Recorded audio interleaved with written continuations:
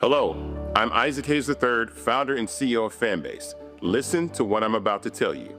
The window to invest in Fanbase is closing. We've raised over $10.6 million of our $17 million goal. That means there's room for less than 6,370 people to invest in Fanbase for the average amount. The minimum to invest in Fanbase right now is $399. That makes you an owner in Fanbase today. Go to startengine.com/fanbase to invest. Why? Because current social apps have taken advantage of users for far too long, with content suppression, shadow banning, harmful racist content, and no real tools for monetization and equity. Fanbase has over 1.4 million users and counting, allowing anyone to reach all their following and monetize their content from day one. Social media is the new TV, and whoever owns the apps that distribute that content have the opportunity to own potential billion-dollar companies. While big platforms with uncertain futures are failing to serve their users, Fanbase is stepping up to fill the gap. Don't wait until it's too late. Invest now, invest for yourself and your future. Go to startengine.com/fanbase and own the next generation of social media.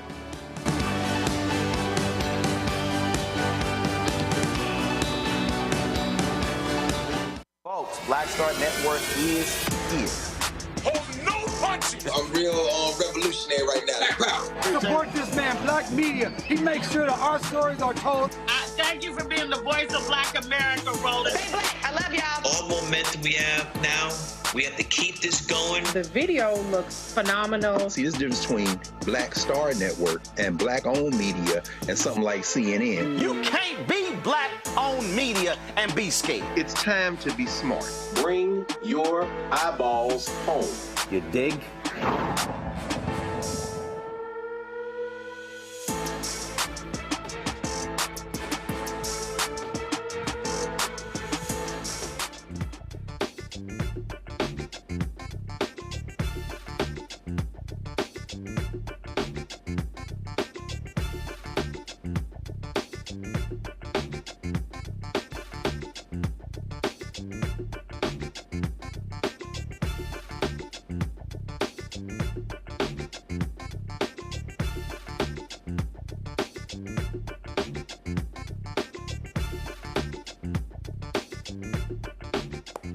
What's up, folks? Today is Tuesday, April 29th, 2025. Coming up on Roland Martin Unfiltered, streaming live on the Black Star Network. It is 100 days of the administration of the twice-impeached, criminally convicted felon con-man-in-chief, Donald Trump. It has been an absolute mess. We'll tell you all of the shenanigans that have taken place. You will not believe that. Also, Trump signs a new executive order basically giving police the right to beat the hell out of black people, and they won't have to suffer any repercussions. Or we're going to break all of this down. We hear from former police chief and former Congresswoman Val Demings, also attorneys as well. Also, folks, Saquon Barkley, Philadelphia Eagles, talked about, why y'all mad at me because I rode on Air Force One and I played golf with Trump. Don't come at me with all this politics. Oh, I will come at you with some politics. How dumb is Peter Hegseth? He champions the canceling of a program that was signed into law by Trump the first time, and that actually was sponsored by 3 people in Trump's administration. I told y'all that boy is dumb. Justice Department halts a ton of federal grants, including many dealing with corruption as well as civil rights. Anybody shocked? No, not with the thugs of this administration. Folks, there's a lot we got to talk about. It's time to bring the funk on Roland Martin Unfiltered on the Black Star Network. Let's go. He's got it. Whatever the miss, he's on it. Whatever it is, he's got the scoop, the fact, the find. And when it breaks, he's right on time and it's rolling. Best believe he's knowing. Putting it down from sports to news to politics. With entertainment just for kicks, he's rolling. It's on go, roll, y'all. It's Roland Martin, yeah.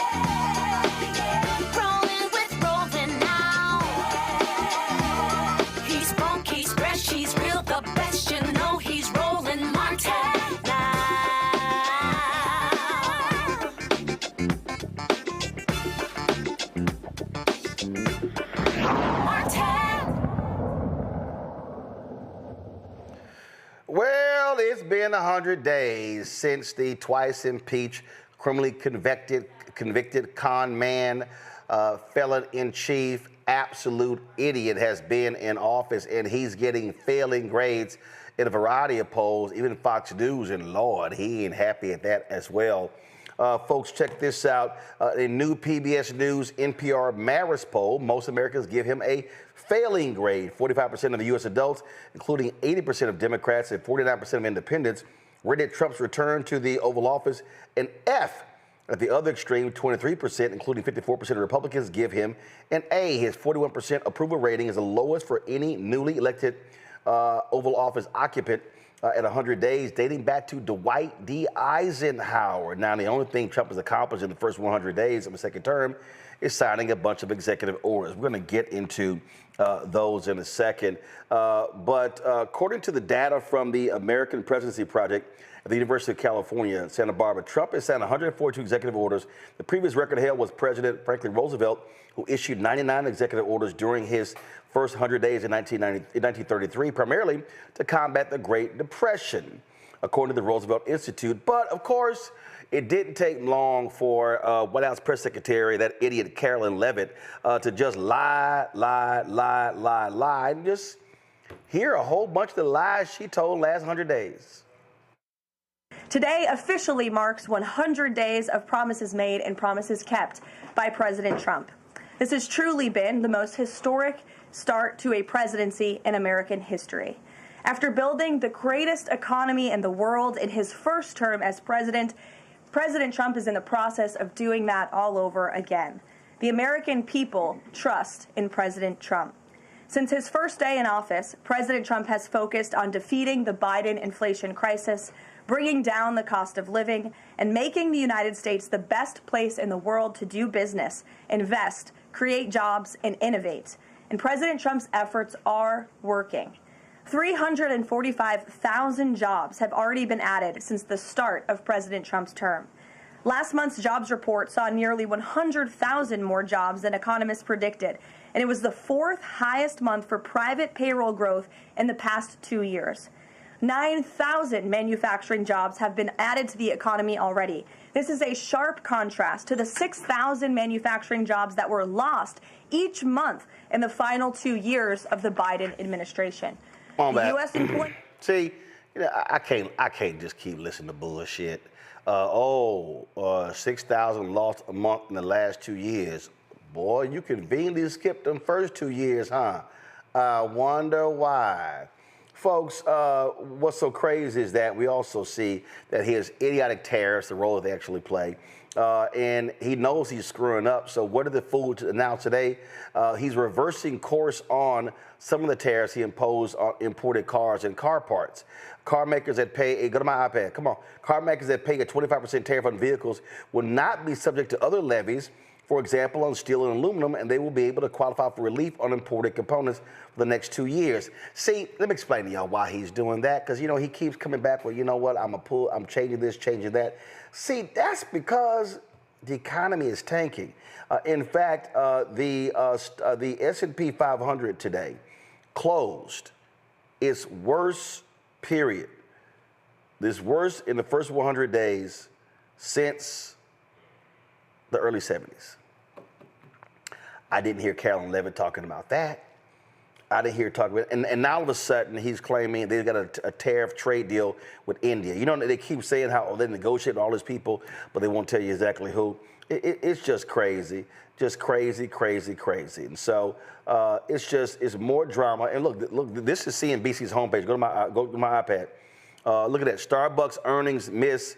Coffee chain says see momentum will turn around. Then you go up here. Snap plunges 13% on headwinds to start quarter. Inability to offer guidance. Super micro shares dive after server maker issues weak preliminary financials. I mean, we can go on and on and on, and you will see how awful the economy is doing. So let's get into it with my panel. Joining me right now, Joe Richardson, civil rights attorney out of Los Angeles. Glad to have Joe on the show.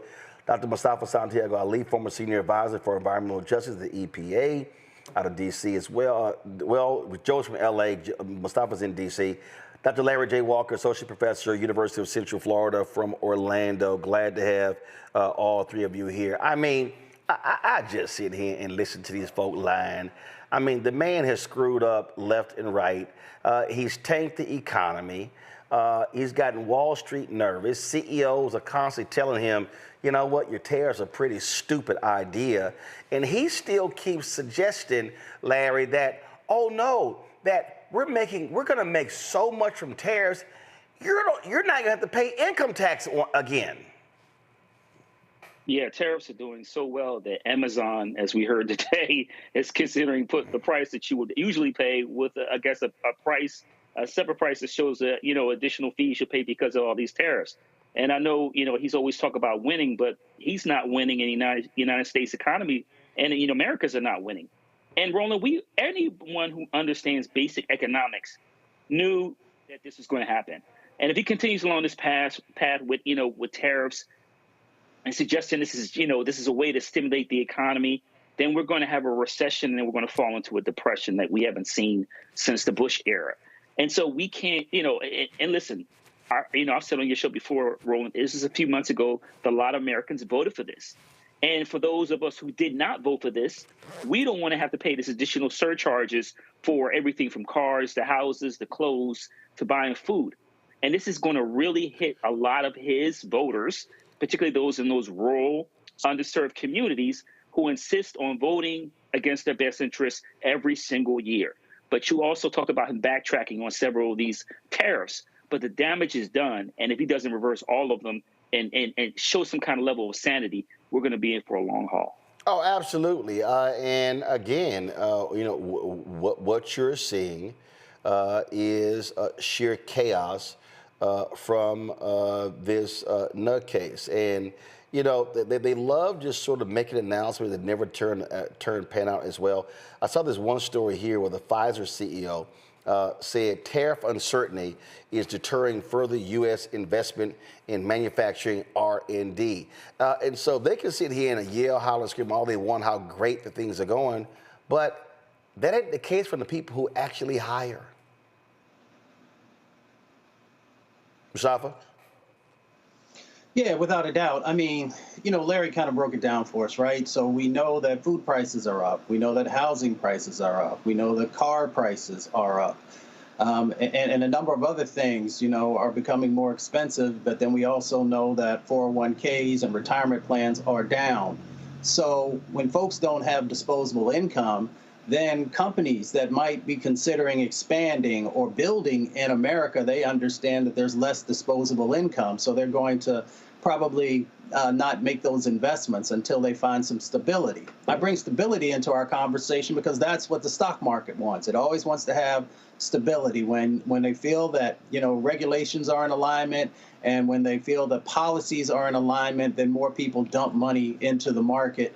And therefore, wealthy people continue to make money.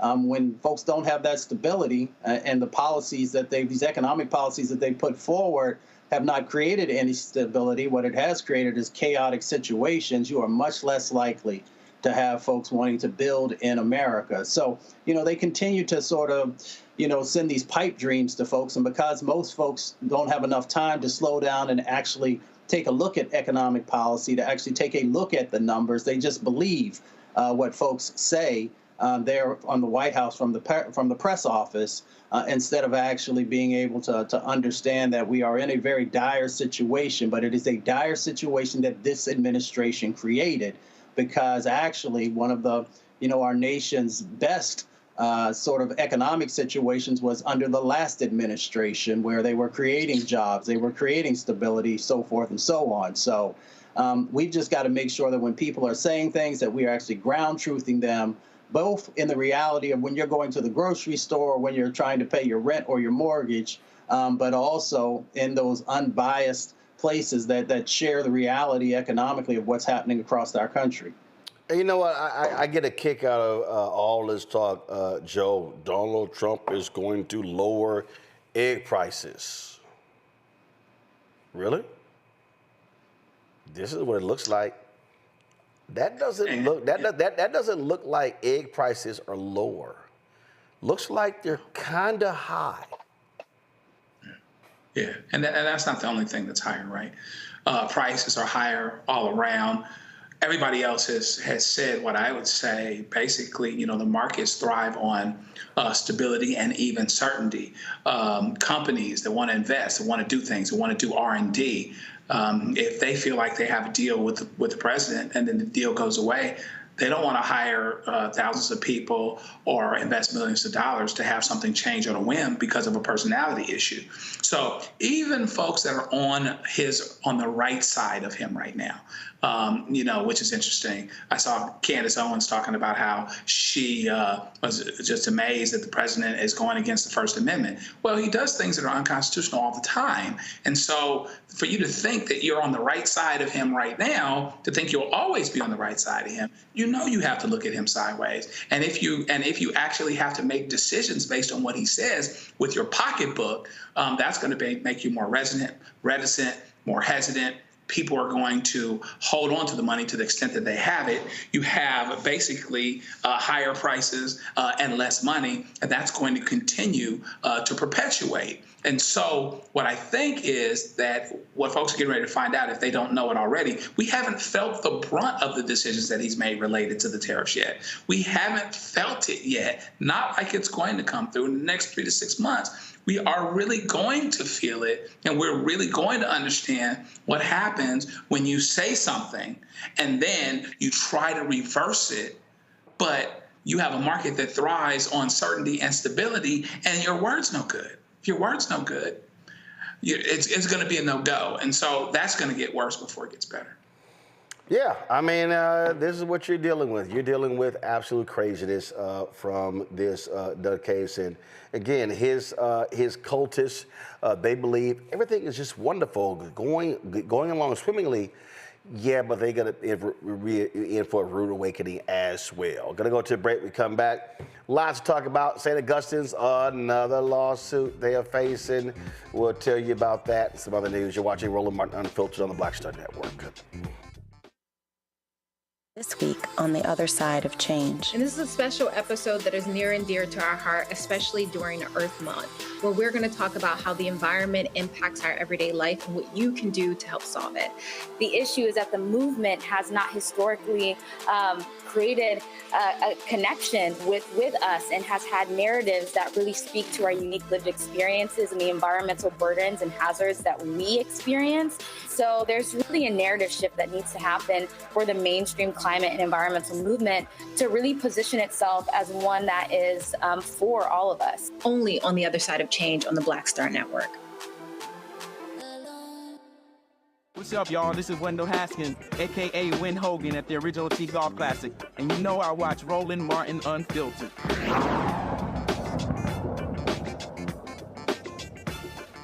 Well, another day, another St. Augustine University lawsuit, this time coming from their former NBA player turned basketball coach, Clarence Chucky Brown. He claims that university terminated his contract without cause. Brown brought more than 30 years of experience as a player, coach, scout, and mentor. He played for 13 years in the NBA and spent 15 years coaching or scouting. Also played for the Houston Rockets as well. He holds a league record for playing on the most teams during his NBA career, having played for 12 teams. Now, court documents say Brown was fired in December. However, he's still listed as the head coach on the school's website. Here are other lawsuits SAU is facing: Howard Fagans versus St. Augustine University, Management Professionals, Inc. versus St. Augustine University, Victoria Lee de la Cruz versus St. Augustine's, SBA Connect, LLC, Avaria, Inc., and Clarence Brown Jr. versus St. Augustine University. As usual, we contacted the university for a comment. They did not respond to our request. I mean, it just happens over and over and over and over again. And Joe, I'm sorry, if you're in a financial problem, last thing you need are more lawsuits. Yeah, that's for sure. You need to start having some serious discussions. If you're in a financial problem and you know that there's potential for you not to be able to fulfill your obligations, or that you would be better off meeting someone halfway, what you don't do is go ahead and decide to fire them for a cause, because now there's a question as to whether or not the cause was actually there. What you ought to do is create a negotiation and come up with the best thing you can in the way of a win-win, so somebody can break wide and bounce if that's what they need to do. You're going to draw more bees with honey. And so now they have all of this potential exposure because of these lawsuits. Now, we don't know. We'd like to think that they have insurance or whatever else, and then they're just, paying whatever it is that they have to pay as a deductible related to that. But it doesn't make them look good. When you have to contract or get smaller the way that they have, slashing half your staff and all of these other things, your school's on the ropes to begin with. So you have to really do some things in order to be able to survive, unless you're just giving it all up. But that doesn't mean that you're not going to be legally liable. That's why Chucky Brown, who I think played for the Lakers too, he played for everybody else. That's why Chucky Brown is taking his shot, and he's going to go down the road, and they're going to be in this litigation for a while. Larry, it's just another day, another lawsuit, more drama, and it's like, oh my God, can y'all please put all this crap behind you?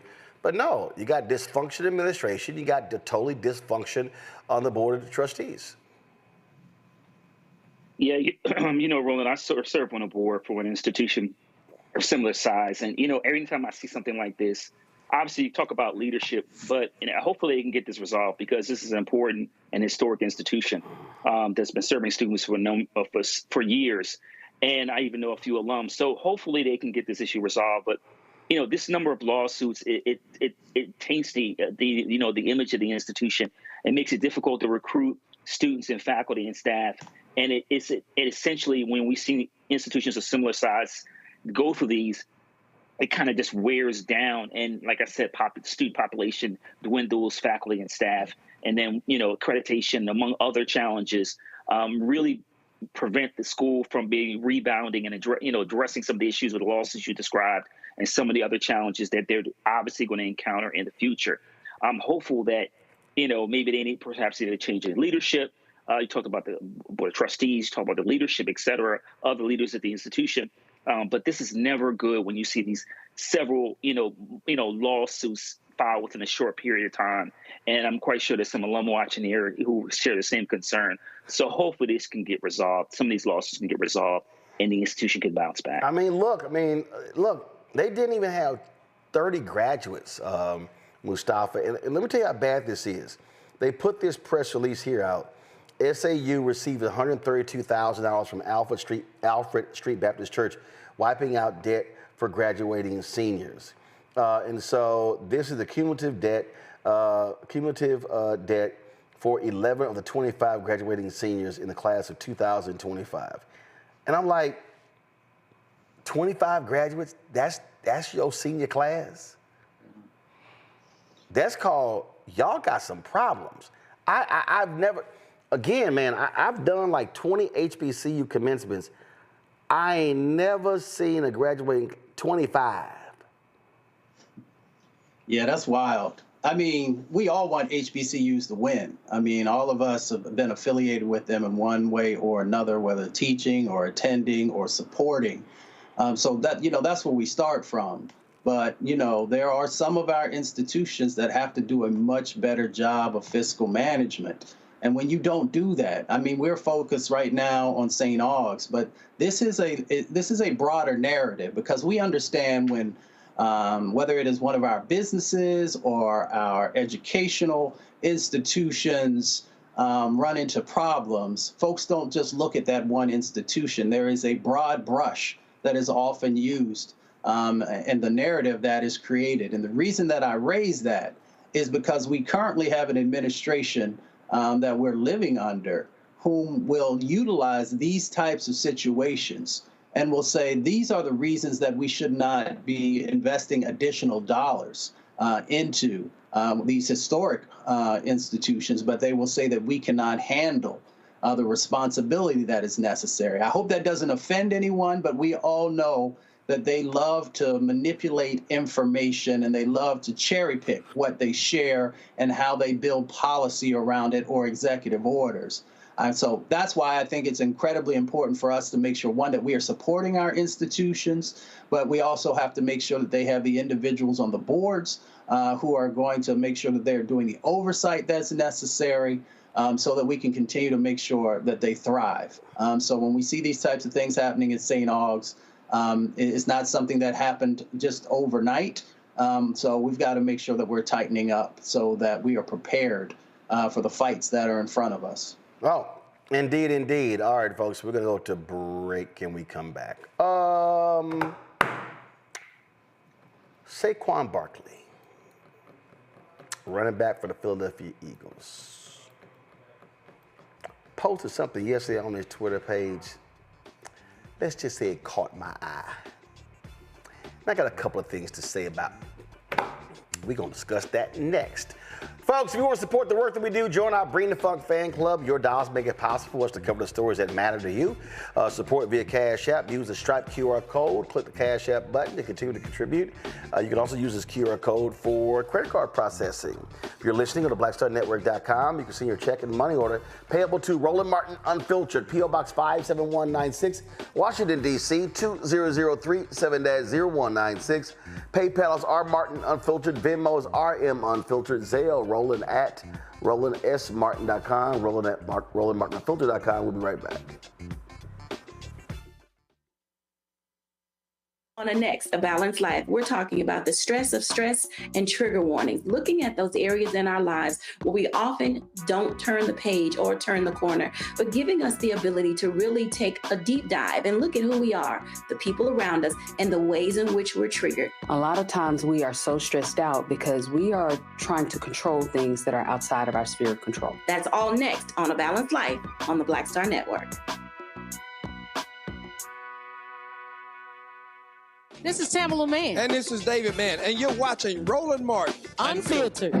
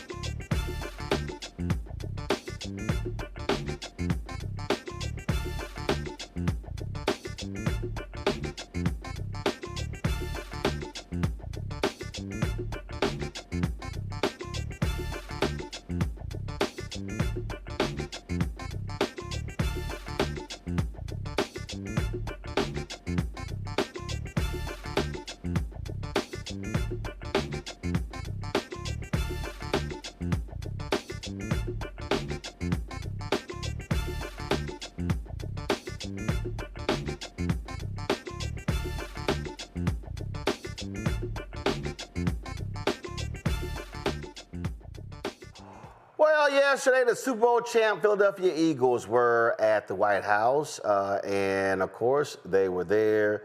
The con man was there as well, celebrating them and taking digs at Taylor Swift, all kind of stuff along those lines. So that was going on, but you know what though? You had a few of the players who said, you know what, man, I ain't feeling this. And they didn't show up. They did not show up to the event. This here's a list of 15 Eagles players who did not show up: Jalen Hurts, A.J. Brown, Devonta Smith, Darius Slay, Brandon Graham, Jalen Carter, Jordan Davis, Josh Sweat, Zach Bond, Nakobe Dean, Nolan Smith, Isaiah Rodgers, Jalix Hunt. And I say, great. I appreciate them having enough sense not to show up because they weren't having any of that. Oh, but Lord, guess who was just feeling himself, just having a ball? And that is Saquon Barkley. Oh, my goodness, y'all. In fact, he was just having such a good little old time. He was on the White House lawn, just sitting here, just having a ball, running routes with Ivanka's child, and they were just sitting here, just living it up. And so Saquon was just so happy, and give me 1 second, I'm gonna pull this up. He was just so happy just to be there, and let's see here. Here's a little video here of running routes, and Saquon was just enjoying himself, y'all, just having a time of his life on the White House lawn. And there was he took a little hit because he was. Let me go ahead and pull this up, y'all, so y'all can just see this here because. He flew from Philadelphia on Air Force One with Trump, and man, he was just so excited, just so happy to be in the presence with Trump, and look at him just enjoying himself, and just man, I'm here with Daddy Trump. I'm here with Daddy Trump. So that was Saquon. And them getting on Air Force One, and again, he's all happy. And then they took a photo in the Oval Office, and folk were talking about that and everything, and just how wonderful it was, and how it was just great to be there, all smiles and everything like that. But he also released a tweet because a few folks had some things to say. And so matter of fact, hold on before we do that. So here's Saquon and Trump with the Make America Great Again. Just Saquon, just excited to be next to the orange man. He just excited. So this is what he posted. But that wasn't the thing that got folk a little riled up. So Saquon saw people were saying, he posted this tweet, LOL, some people are really upset because I played golf and flew to the White House with the president. We need some grammar. Okay, maybe I just respect the office. Not a hard concept to understand. Just golfed with Obama not too long ago and look forward to finishing my round with Trump. Now you get out of my mentions with all this politics and have an amazing day. I think you may have an amazing day. So don't y'all find it interesting when somebody say, get out of my mentions with all this politics, when you the one kissing Trump's ass? You're the one going to the White House and how wonderful and great it is. And so go back to his statement. I love this line, maybe I just respect the office, not a hard concept to understand. See, I find that line to be interesting, Saquon, because you say you respect the office, but you are hanging out, slapping backs with, and having yourself a grand little time with somebody who didn't respect the office. Remember January 6th? Remember January 6th? Remember what was happening January 6th? Remember we saw all of the protests going on? Remember we saw the beating of cops? Remember we saw then with the mace and all that? Remember all that? I mean, I'm sorry. You know what? Maybe Saquon was busy studying his playbook. Maybe that was happening. Maybe he missed, like, these images right here. Oh, you know what? Oh, that's right, respecting the office. How about respecting the office when you claim that your election was rigged when everybody else didn't say that? How about that? How about this, Saquon? He was impeached twice. How about him being a massive liar? Does he respect the office with his treatment of women? Does he respect the office with his anti-black agenda? Please, Saquon, let us know how you feel. So, y'all, this is the problem when you have these grossly uninformed athletes. It ain't just him. Did y'all see the article? Did y'all see the article? Terrence Howard. Terrence Howard, y'all, this gonna make y'all crack up laughing.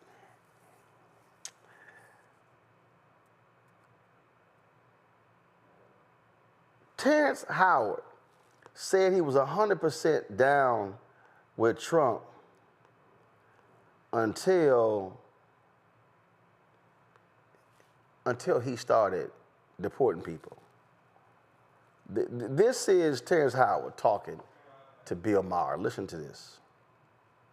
This is a country of snitches and bitches, and when they want to just disappear you, not to get off on a tangent about how Trump is like literally doing that to people now. I was all in his corner, and that right there, that hit me. I was like, dude. Oh. You can't do that to somebody's family. No, you cannot do that. Bring them home. Well, you just can't send American citizens or out of the country, out of the to a prison, and not just a. This is. Wow, I was all in his corner until he started doing that. Fool! He told you last year he was gonna do that.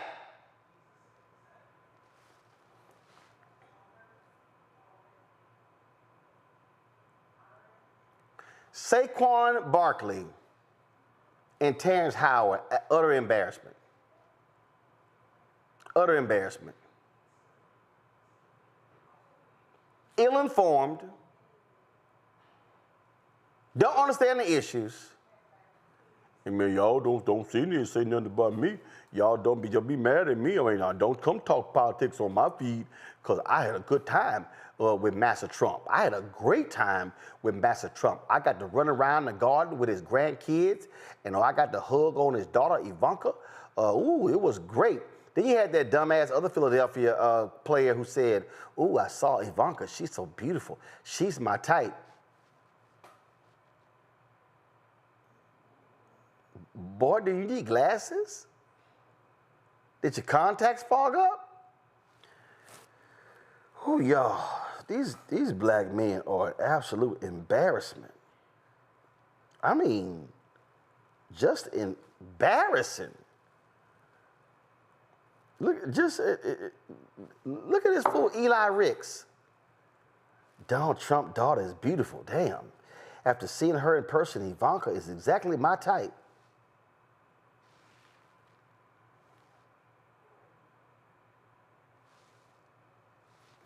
Oh, are we seeing the same person? I just sit here and listen. I get it. It's people, again, I respect the office. And I remember when Nelly would say the same thing. But I'm going to tell y'all right now, I cannot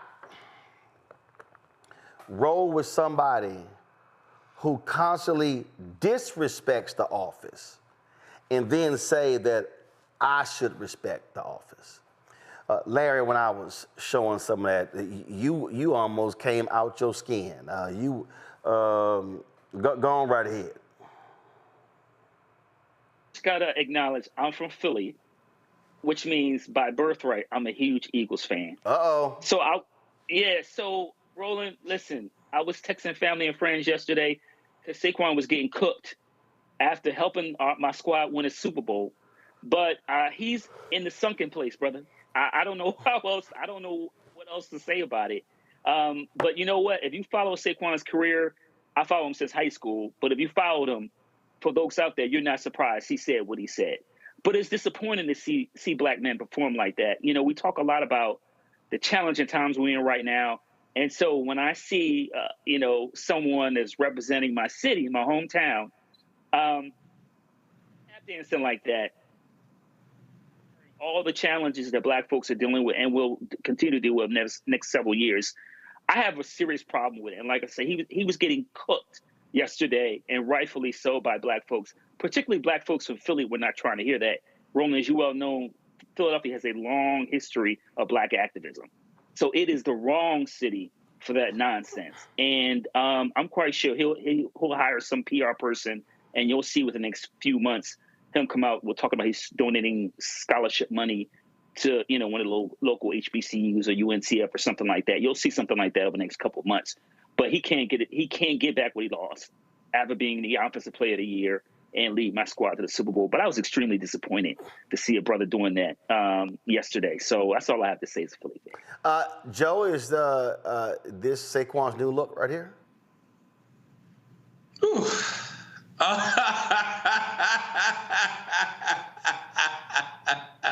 Oh, boy. And, to remember what the character did in that movie was kind of crazy. So it's kind of one of those, if you know things. Go back and watch it, Jordan Peele's film, if you need to.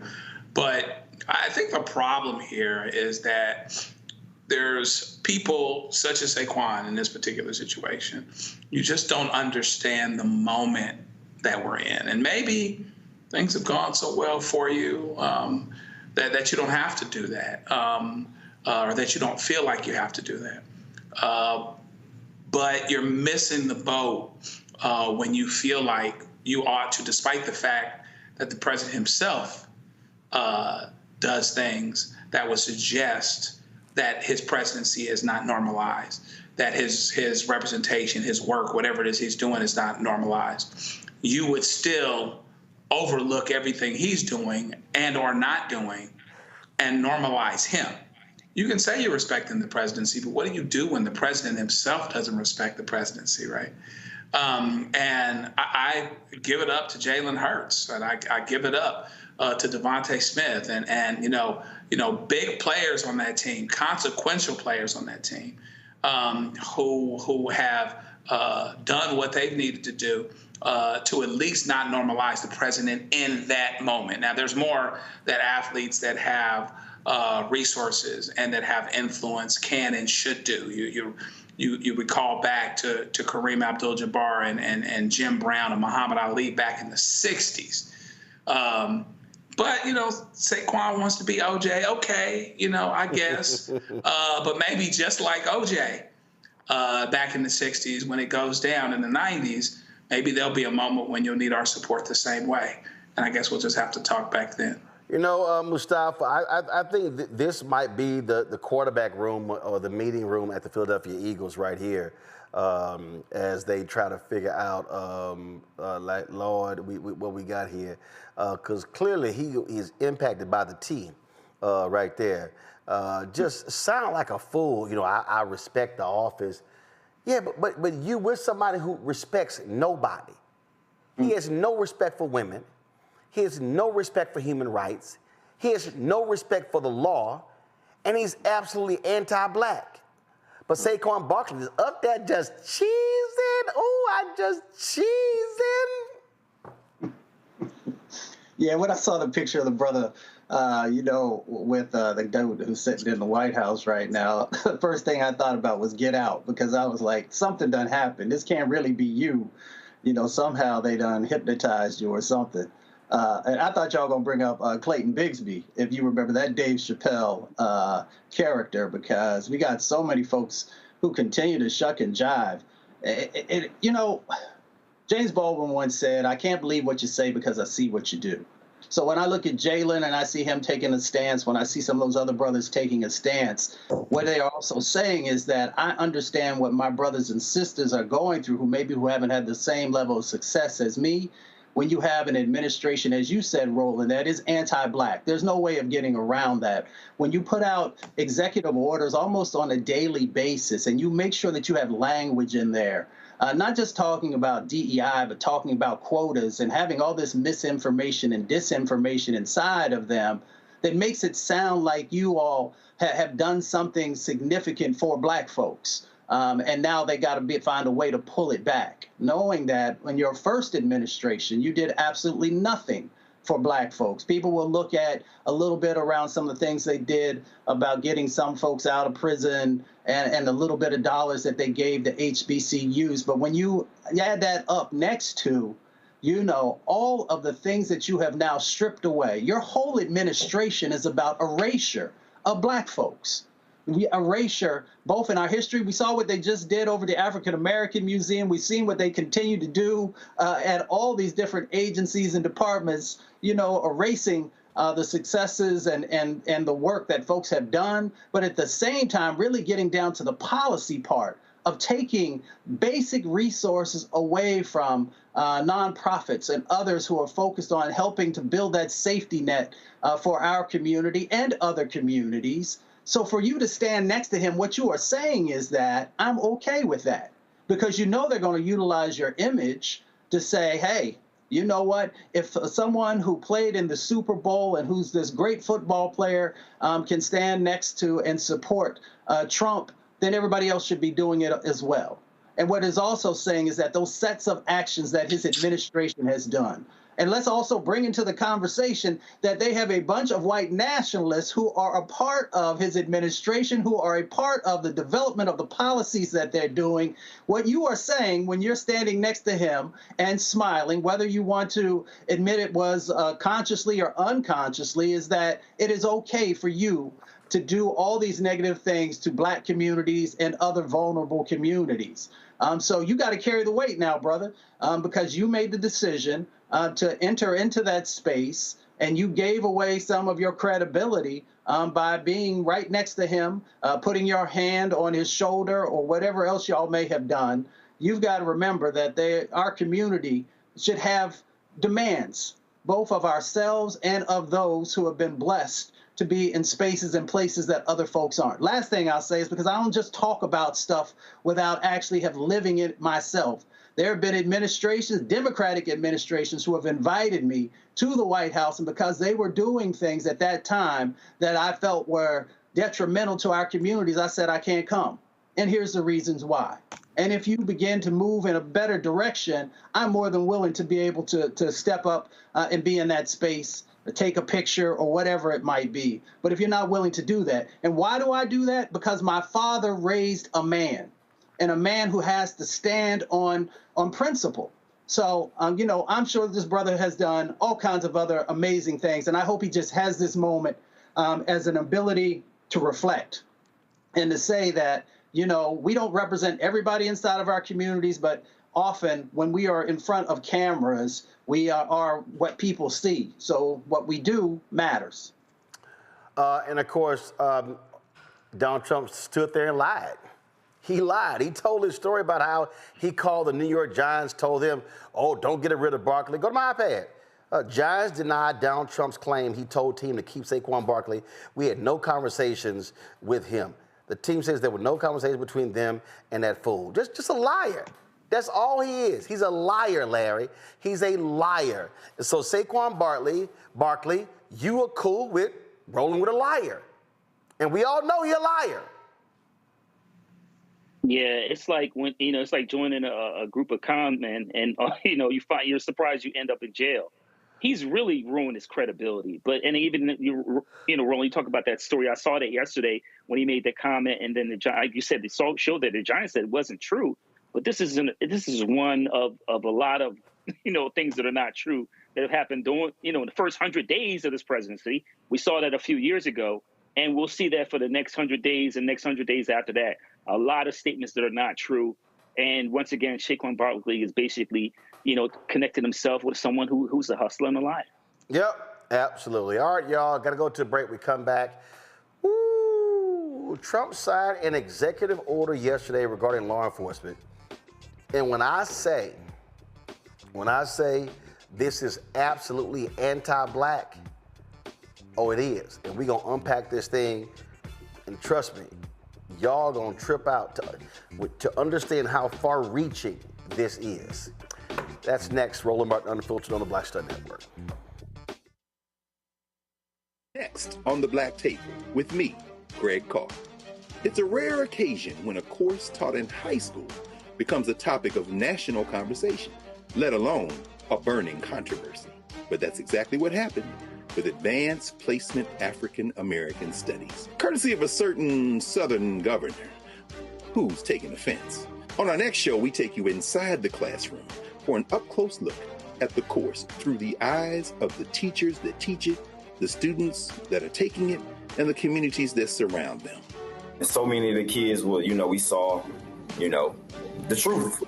And, it just impacts those kids in such a big way. A master teacher round table on the next Black Table that you do not want to miss, right here on the Black Star Network. On the next Get Wealthy with me, Deborah Owens, America's Wealth Coach, inflation is on the rise. Interest rates are high. Can you still thrive during these uncertain times? On the next Get Wealthy, you're gonna meet a woman who's done just that, living proof of what you need to do to flourish during these uncertain times. These are times where you take advantage of what's going on. This is how people get rich or richer. That's right here on Get Wealthy, only on Black Star Network. This week on the other side of change. And this is a special episode that is near and dear to our heart, especially during Earth Month, where we're going to talk about how the environment impacts our everyday life and what you can do to help solve it. The issue is that the movement has not historically created a connection with us and has had narratives that really speak to our unique lived experiences and the environmental burdens and hazards that we experience.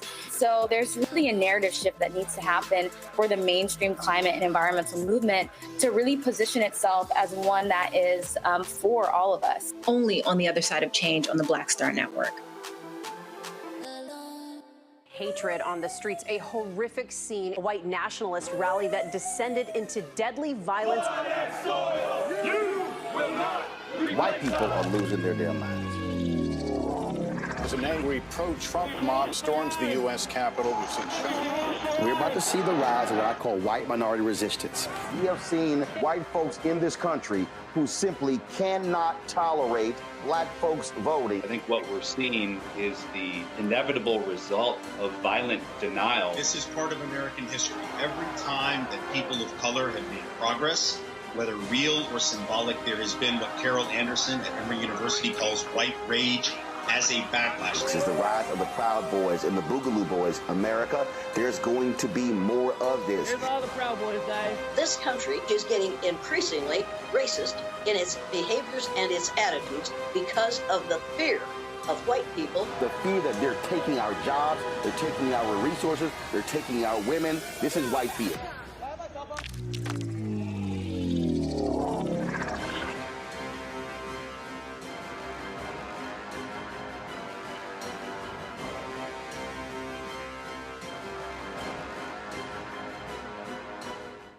When you talk about blackness and what happens in black culture, covering these things that matter to us, speaking to our issues and concerns. This is a genuine people-powered movement. There's a lot of stuff that we're not getting. You get it, and you spread the word. We wish to plead our own cause.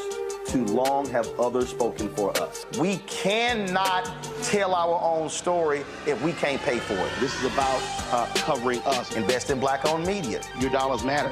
We don't have to keep asking them to cover our stuff. So please support us in what we do, folks. We want to hit 2,000 people, $50 this month, raise $100,000. We're behind 100,000, so we want to hit that. Y'all money makes this possible. Check some money orders. Go to P.O. Box 57196, Washington, D.C. 20037- 0196. PayPal is rmartinunfiltered. Venmo is rmunfiltered. Zelle is Roland at rolandsmartin.com.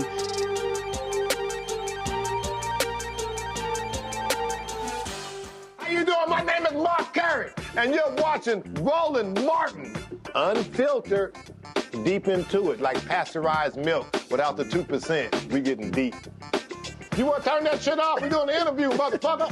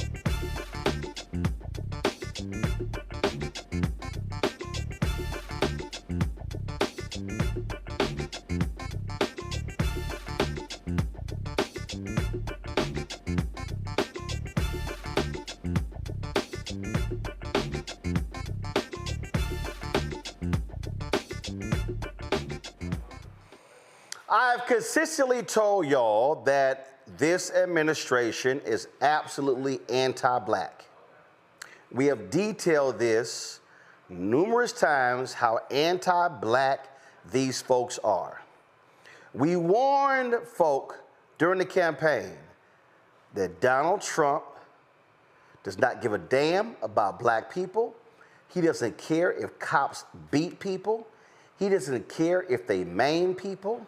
He doesn't care if cops kill people, because he believes they can do no wrong. Now, remember during the campaign when Donald Trump said that he wanted to give cops 100% immunity? And folks were like, okay, you know what, all right, y'all making a big deal out of that. This really ain't nothing to make a big deal out of. Really, yesterday, this is the executive order that Donald Trump released.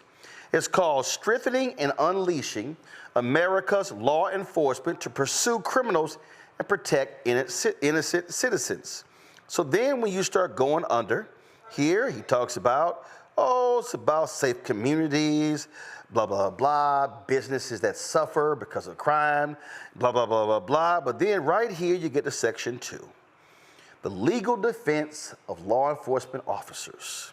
The Attorney General shall take all appropriate action to create a mechanism to provide legal resources and indemnification to law enforcement officers who unjustly incur expenses and liabilities for actions taken during the performance of their official duties to enforce the law.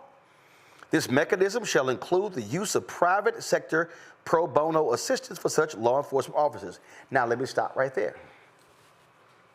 See, you now may be asking, Roland, I'm confused here. Don't they have immunity? Oh, they have qualified immunity? Don't you already have law? No. This is Trump saying we're going to provide legal counsel for y'all. And remember when Trump extorted the money from all those law firms? When he signed those illegal executive orders and they agreed to do pro bono work for whatever causes he wants, he is going to tell Pam Bondi, hey, go to those law firms that I've already extorted and they gonna work for these cops for free. That's literally what he's saying. Go back to the rest. Go back to the. Then it says empowering state and local law enforcement. They're going to sit here, expand access, prove training, increase pay and benefits, strengthen and expand legal. Strengthen and expand legal protection for law enforcement officers. Blah blah blah blah blah. Using national security assets for law and order. He wants to use the military. You see this Department of Homeland Security, holding state and local officials accountable. You see this here? Look, y'all love this one. Willfully and unlawfully direct the obstruction of criminal law, including by directly and unlawfully prohibiting law enforcement officers from carrying out duties necessary for public safety and law enforcement. Boom, right here. Unlawfully engage in discrimination or civil rights, or civil rights violations under the guise of diversity, equity, and inclusion initiatives that restrict law enforcement activity or endanger citizens. Keep going. You see this here? All these things they're going to do. Folks, I want y'all to understand something. In the Department of Justice Civil Rights Division, hundreds of people are resigning because they are gutting the DOJ Civil Rights Division. That means Ahmaud Arbery. That means Eric Garner. That means, we can start naming all these cases. Tyree Nichols, Derek Chauvin. Derek Chauvin pled guilty to federal charges in the death of George Floyd. I'm telling y'all right now, Donald Trump is saying the DOJ is out of the business of prosecuting cops. He pardoned 2 officers in D.C. who were convicted of their involvement in the death of a black man. When he came back in January, pardoned them. Those 2 cops are now back on the police force. We interviewed the reporter last week about the case of the LA deputy sheriff who brutalized the black woman who was recording an encounter. He was found guilty. Trump's U.S. attorney, hey, Judge, can we review this? Give us 3 months to review the case? Judge said, no, he's going to be sentenced on May 19th. Watch. I guarantee you within 10 days of the sentence being handed down, Trump is going to pardon him. What we are now seeing, we are now about to see a level of brutality that is being absolutely authorized by the Oval Office. Val Demings, former police chief, former law enforcement officer for decades, former member of Congress. She joins us right now. Glad to have you back on the show. Roland, it's good to be back with you. I wish it was under different circumstances, but every day things just seem to get crazier and crazier, as I'm sure you know. This is a dangerous executive order, and this is an executive order. It is targeting black people. It is targeting civil rights attorneys, and it is saying to law enforcement, do whatever you want, I got you.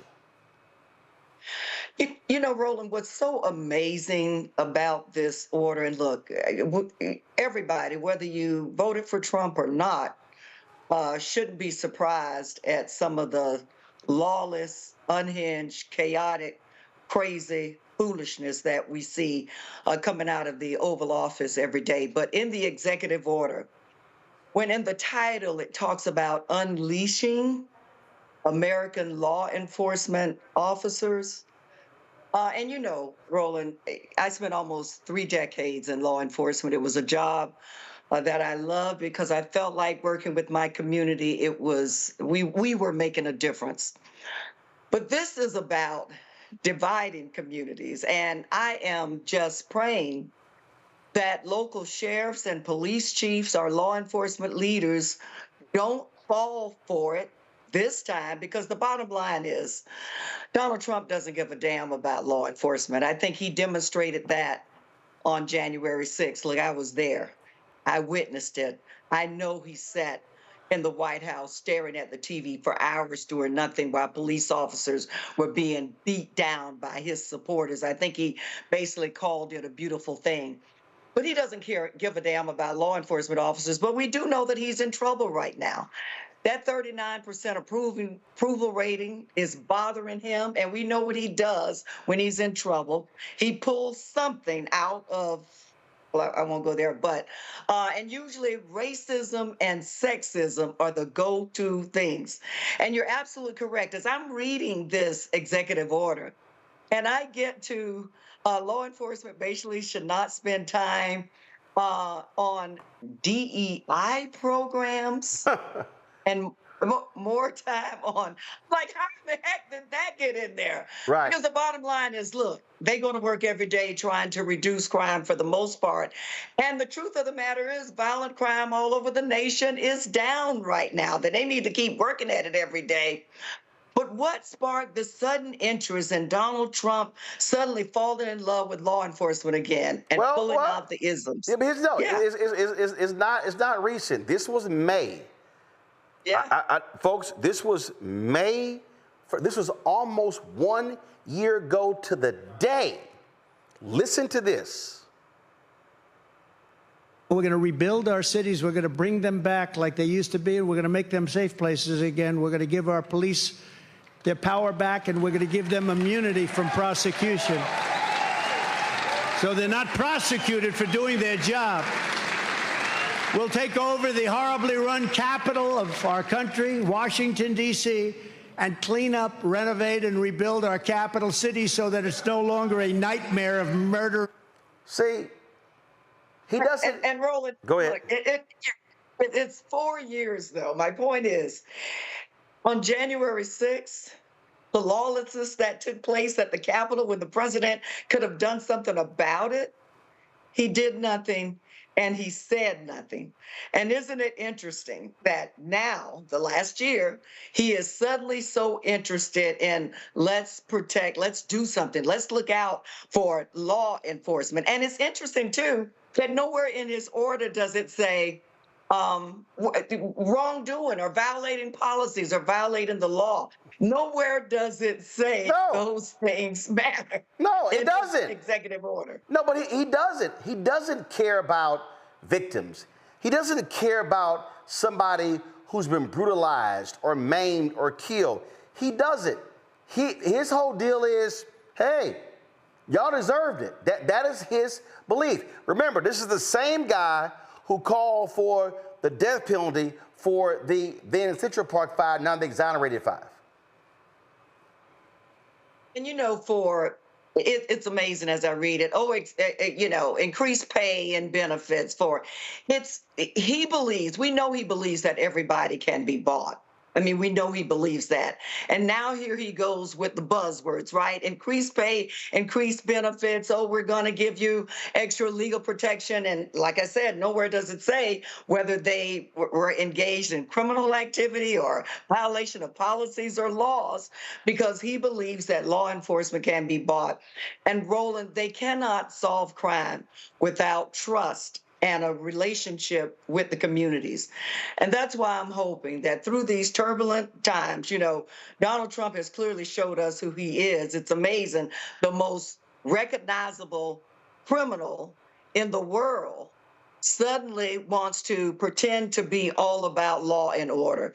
And I'm certainly hoping that police chiefs and sheriffs will not fall for his foolishness, because regardless of what the federal government says they're going to do or not do, local law enforcement cannot solve crimes without a relationship and trust and cooperation in those local communities. And I do believe that the overwhelming majority of law enforcement officers do want to solve crime. But here's the problem. We know for a fact that he is playing to the crowd. And look, Congresswoman, we got to admit, it's a whole bunch of right-wingers in law enforcement, and this is music to their ears. We've had, every time something happened, I've seen cops in Baltimore and Chicago, oh, our morale is down. Look, I remember Jeff Sessions, his first attorney general. Hey, we're going to pull back on these consent decrees because the morale of our cops is too low. And Barr saying the same thing as well. Now, the reaction should be, if you are in the wrong and you beaten a citizen, you got to go. No, but there's that blue line is just blinking in a huge way. And Trump is saying, I'm going to let y'all do what y'all want to do. And Roland, I spoke to a group of law enforcement officers recently. And what I said was that you have to be, because you are the most visible symbol in every community. And you have to work hard to be the most visible symbol of honesty, decency, and integrity, and have a message that everybody counts, but everybody's accountable, and treat people with dignity and respect. Look, as a police chief, I didn't want bad apples on my police department, and I did everything that I could do to reward the good officers, but to get rid of the bad officers. And so you're correct. The president's actions, which he obviously doesn't care about law and order, we know that, but he's sending a message to bad cops that don't worry about it, do whatever you want to do, it doesn't really matter, I got your backs. And that is that will be a disaster, as we well know, in communities all over this country. Yeah, I mean, I remember, go to my iPad, Anthony. I remember this. This was in L.A., where this guy was just sitting there asking the question. Boom, cop just punches him in the mouth.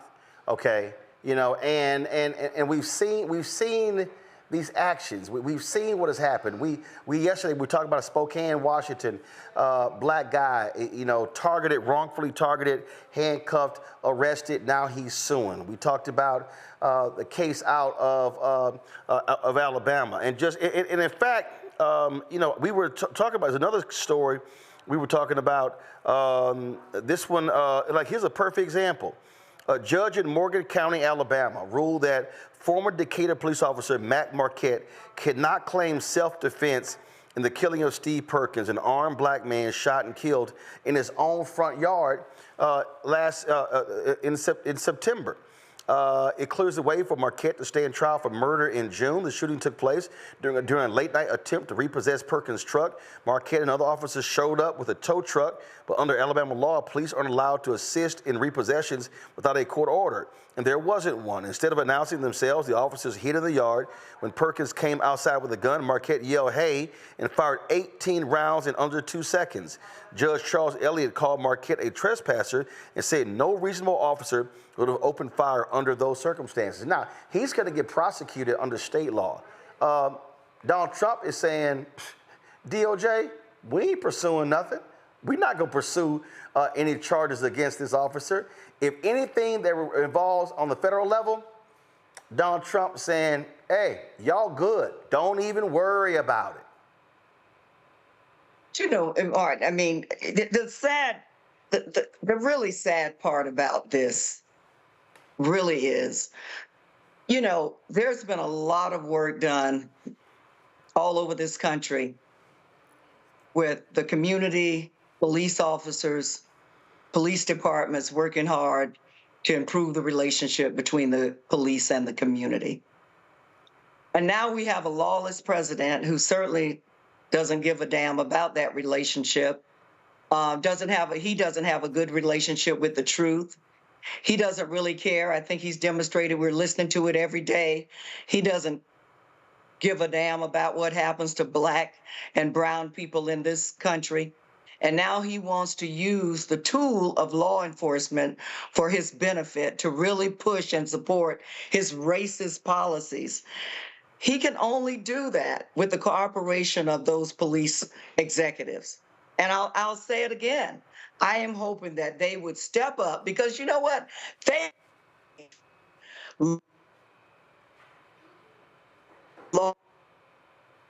What do you want to be known for? What do you want your legacy to be? How do you want the good police officers in your agency, when they leave the station every day and go out in that community, what is the kind of environment that you want to create for them to have to face and deal with? And so Donald Trump, look, he could care less about law enforcement. He could care less about black and brown communities. He's going to pull out the isms, racism, sexism every time he gets in trouble. And he doesn't care who loses their life or is seriously injured in the process, because it's all about Donald Trump protecting Donald Trump. Yep, it's as simple as that. It's sad, and I mean, we're going to be talking to defense attorneys, and we just got to understand, these people, he doesn't care. He does not care about victims. He does not care about a regular, ordinary citizen And this is also why, Congresswoman, I've called out these black maggots. I've called out Pastor Darrell Scott. I've called out Sharice Lane. I've called out David Harris Jr. and Brandon Tatum in the Cartier family, Joseph Pignon, all of these black conservatives. I'm like, when y'all are sitting there cheesing, Michaela Montgomery, all of y'all, Angela Stanton King, are y'all talking about what's anti-black? No, they're not, because they just happen to be some Negroes sitting in a room. And I've said it. There used to be I still know, they still exist, but there used to be real black conservatives. Senator Ed Brooke, who stood up and fought members of his own party to break the filibuster for the Fair Housing Act. There are numerous other black Republicans, but they are quiet. And these are absolutely anti-black executive orders that this man is initiating.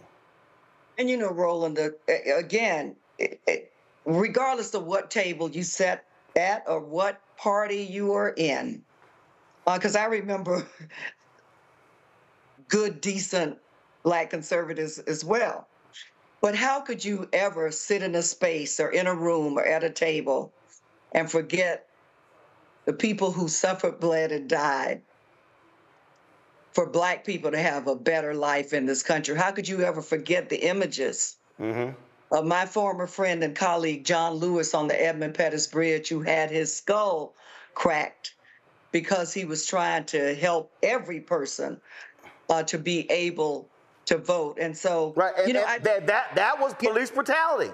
See, nearly every riot in the 60s, if you go back to the 60s, the 50s, the 40s, the 30s, the 20s, 1919, nearly every race riot was instigated. It was a police action that was the case. The Kerner Commission report talks about that. I mean, you could just understand the history, this relationship, and to your point, you've had folks who made the effort, community policing. I think about Lee Brown. I think about others who understood how we must relate to the community. And I just listen. Donald Trump ain't got no respect. Congresswoman, this actually happened. The first time he was there, so when they have these meetings, so the president, whoever's the president, typically meets with television anchors and reporters. So I got invited to 3 of them under Trump. I got to 2. And Chicago came up. And he was complaining that, well, when Ron visited me, Ron was talking about education, economics. He was like, Ron, that's not the answer to crime. And I was like, actually, it is. I've talked to numerous police chiefs who will tell you that where there are high education and high income areas, it's the lowest crime in the city. They all go together. So he's talking, and he says that when they were going to the airport, he said he came across this really tough cop.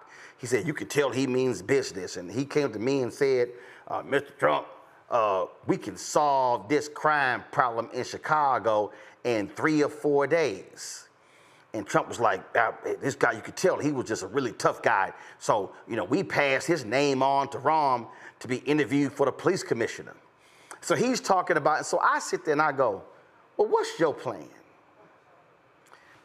This is no lie. This is what he said. He went, tough. I said, I'm sorry. Tough is a word. What is your plan? No lie, he said tough. I sat there, I was taking notes. I put my pen in I said, y'all can take it from here. That's literally his tough. Tough. This whole executive order is tough. We're gonna be tough on crime. The hell of it, it's tough, it's tough. It's all macho, it's all John Wayne, it's all just tough. That's all it is. It's tough talk, and he does not care about the outcomes of the people. Final comment.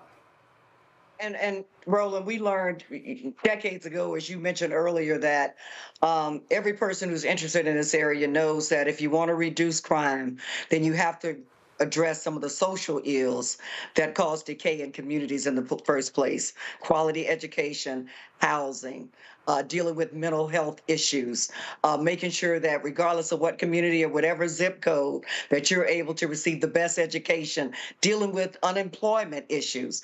That's the way you reduce crime. I'm not even sure what the president is talking about in terms of, or anybody that says, oh, the way to do it, the answer to it is toughness. How has that worked for us? And so we need a police department that can not only work with the community to reduce violent crime, but also a police department that has the compassion to treat every person with dignity and respect. By building that relationship, that is how you reduce crime. And so the president can come up with yet another crazy, chaotic, unhinged executive order. But I am prayerful that law enforcement executives will say, we're not tying ourselves to Donald Trump because where he goes, chaos goes. Indeed, indeed. Congressman Val Demings, we certainly appreciate you joining us. Thanks a lot. Good to see you. Take care. Folks, going to go to a break. We come back. We'll chat with our panel about this very issue. You're watching Roland Martin Unfiltered on the Black Star Network. Please, folks, do us a favor and join our Bring the Funk fan club. Our goal is to get 20,000 fans contributing on average $50 each a year, $4.19 a month, 13 cents a day. If you want to contribute via Cash App, please use the Stripe QR code right here. You can also go to blackstarnetwork.com. If you want to send a check or money order, P.O. Box, make it out to Roland Martin Unfiltered, P.O. Box 57196, Washington, D.C., 2003 7-0196. PayPal, R Martin Unfiltered, Venmo's RM Unfiltered, Zelle, Roland at RolandSMartin.com, Roland at RolandMartinUnfiltered.com. We'll be right back. This week on A Balanced Life, we're celebrating all things mom. You know, your mother figure, your auntie, your grandma, your Mimi, anyone in your life who has taught you everything that you need to know about what it means to be a woman. You know, all those little sexy ways, all that attitude that you have, how to dress, how to speak to people, everything related to this person who has been so insightful to guide you, raise you, and steer you in the direction that you are now living. We celebrate moms and all their wonderfulness, and even our moms who oftentimes tell us like it is, girl, get yourself together. Yes, that mom. We love them all. Nobody but your child can test your inner gangster, but you have to use the fruits of the Spirit and show that peace and patience. And that's here next on A Balanced Life on Black Star Network. This week on the other side of change. And this is a special episode that is near and dear to our heart, especially during Earth Month, where we're going to talk about how the environment impacts our everyday life and what you can do to help solve it. The issue is that the movement has not historically created a connection with us and has had narratives that really speak to our unique lived experiences and the environmental burdens and hazards that we experience. So there's really a narrative shift that needs to happen for the mainstream climate and environmental movement to really position itself as one that is for all of us. Only on the other side of change on the Black Star Network. We begin tonight with the people who are really running the country right now. Now, Trump is often wrong and misleading about a lot of things, but especially about history. Donald Trump falling in line with President Elon Musk. In the wake of the unsettling news that MSNBC has canceled Joy Ann Reid's primetime show, The Readout, Roland Martin and the Black Star Network would like to extend an invitation to all of the fans of Joy Ann Reid's MSNBC show to join us every night to watch Roland Martin Unfiltered, streaming on the Black Star Network for news, discussion of the issues that matter to you, and the latest updates on the twice-impeached, criminally convicted felon-in-chief Donald Trump and his unprecedented assault on democracy, as well as co-president Elon Musk's takeover of the federal government. The Black Star Network stands with Joy Ann Reid and all folks who understand the power of Black voices in media. We must come together and never forget that information is power. Be sure to watch Roland Martin Unfiltered weeknights, 6 p.m. Eastern at youtube.com/Roland S. Martin or download the Black Star Network app.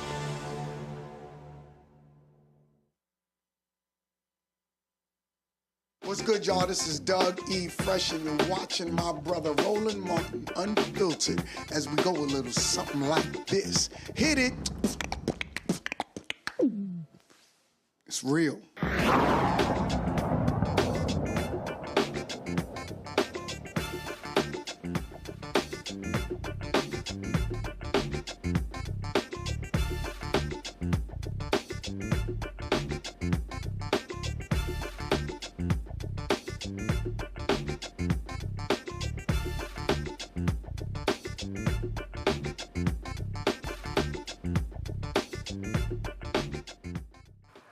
Folks, welcome back to Roland Martin Unfiltered. Joe, I'm gonna start with you.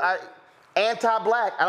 There's no other way. This is targeting defense attorneys, civil rights lawyers. This is saying, hey, cops, y'all got free reign to bust heads, maim and kill people, because we ain't gonna do nothing to you on the federal level.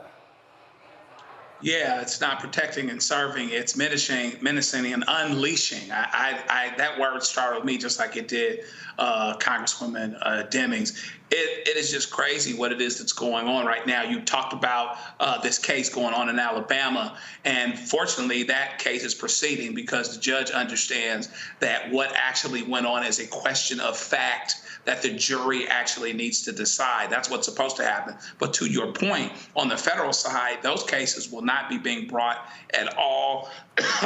If he has his way, federal law won't support it, even though federal law and discrimination law is written with those that were discriminated against in mind.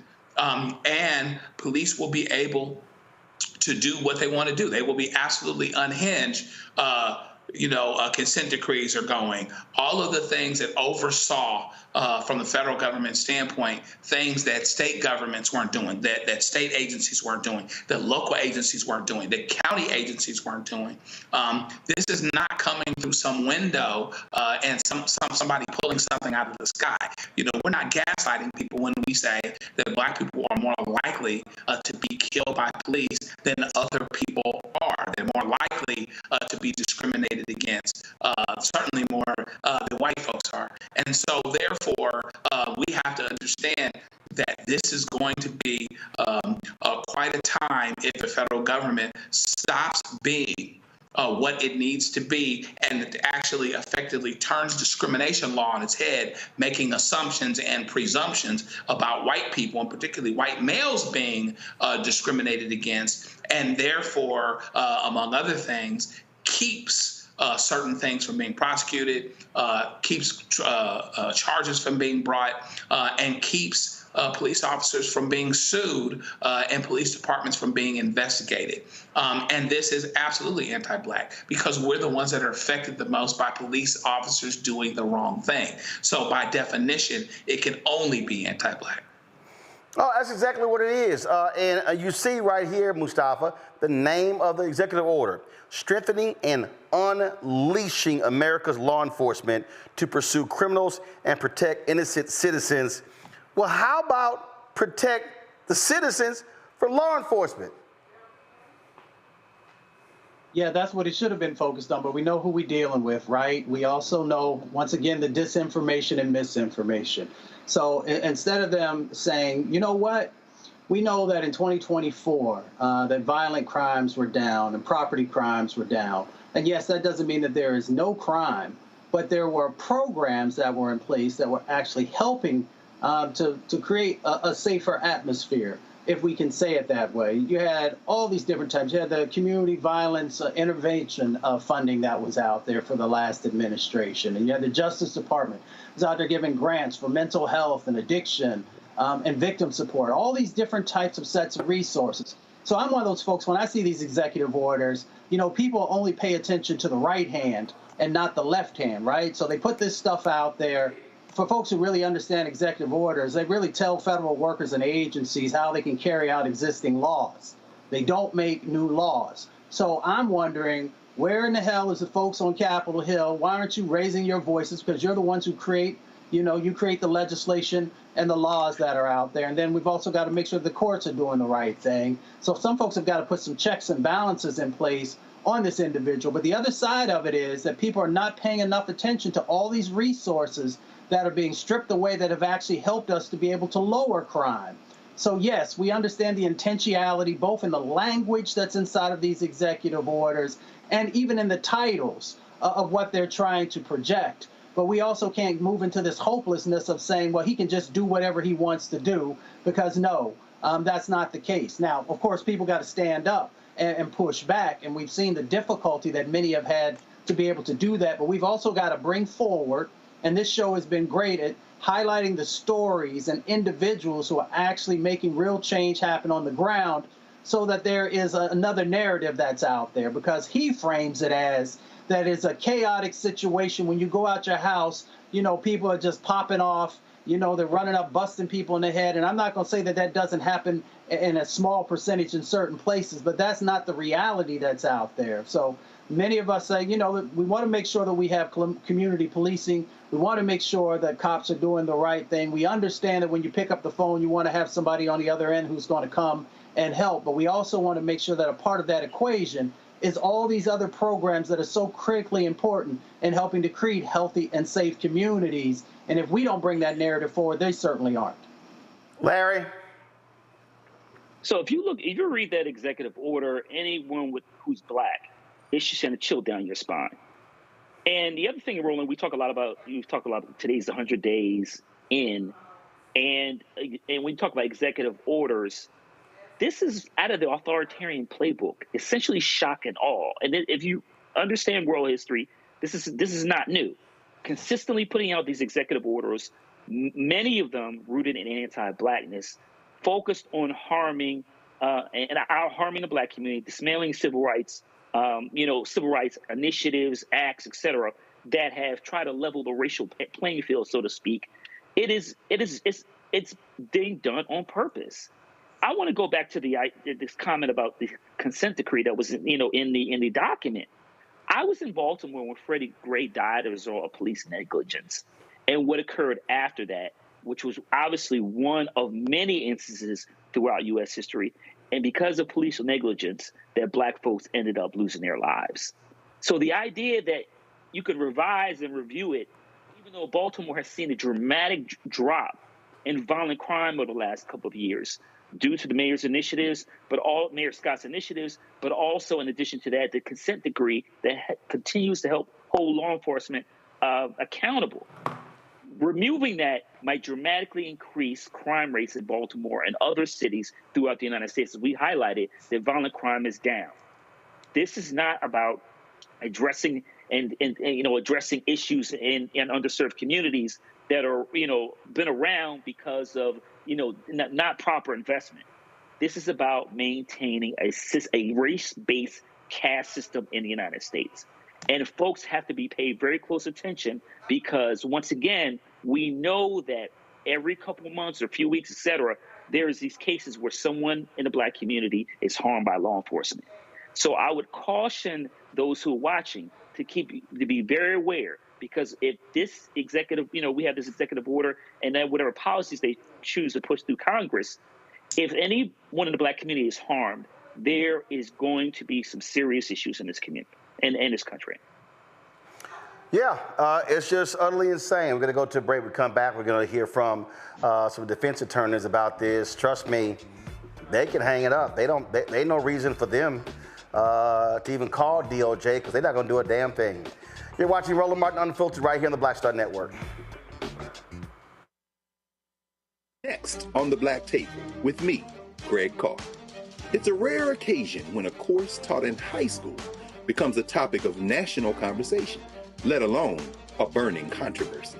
But that's exactly what happened with Advanced Placement African American Studies, courtesy of a certain Southern governor who's taking offense. On our next show, we take you inside the classroom for an up-close look at the course through the eyes of the teachers that teach it, the students that are taking it, and the communities that surround them. And so many of the kids we saw, the truth. And it just impacts those kids in such a big way. A master teacher round table on the next Black Table that you do not want to miss, right here on the Black Star Network. Carl Payne pretending to be Roland Martin. Holla! You ain't got to wear black and gold every damn place, okay? Ooh, I'm an alpha, yay. All right, you're 58 years old. It's over. And you are now watching Roland Martin Unfiltered. Uncut, unplugged, and undamn believable.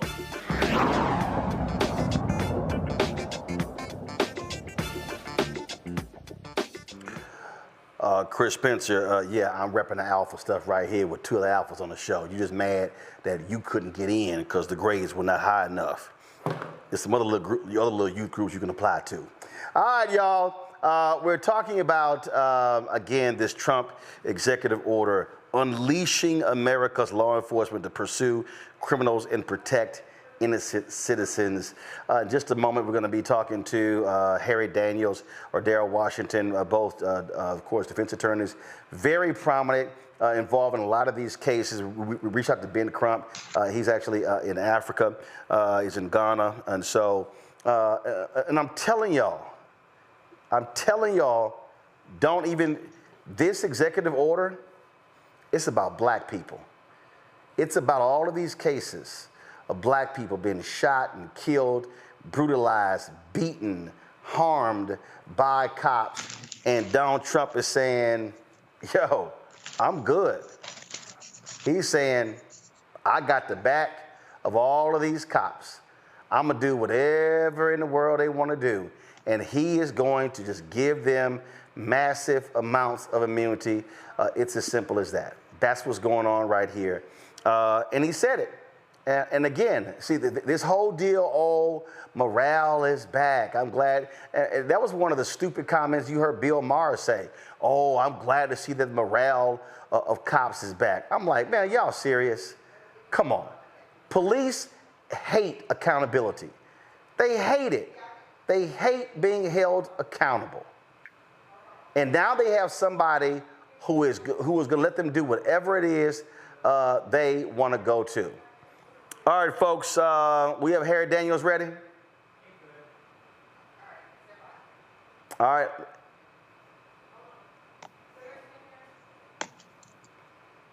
All right, let's go live to Harry Daniels. Harry, can you hear me? I can hear you, Roland. How you doing? Darrell Washington, can you hear me? I can hear you, Roland. All right, now we got, now we see, this is about to be a party. We got 4 alphas on here. What's that little youth group you in, Harry? It don't matter. Y'all can have 8 versus 80. You know what it is. Let's talk about it.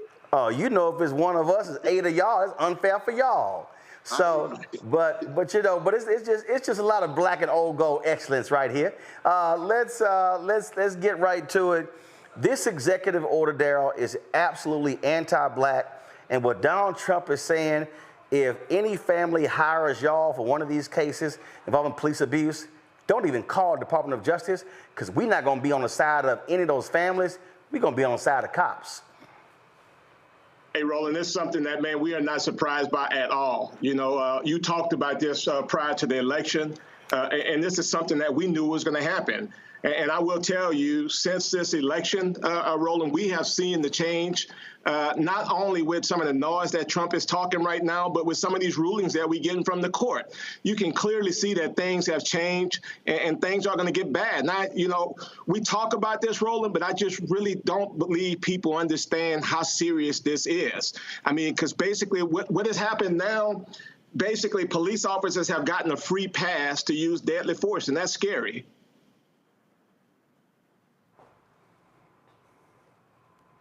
Harry?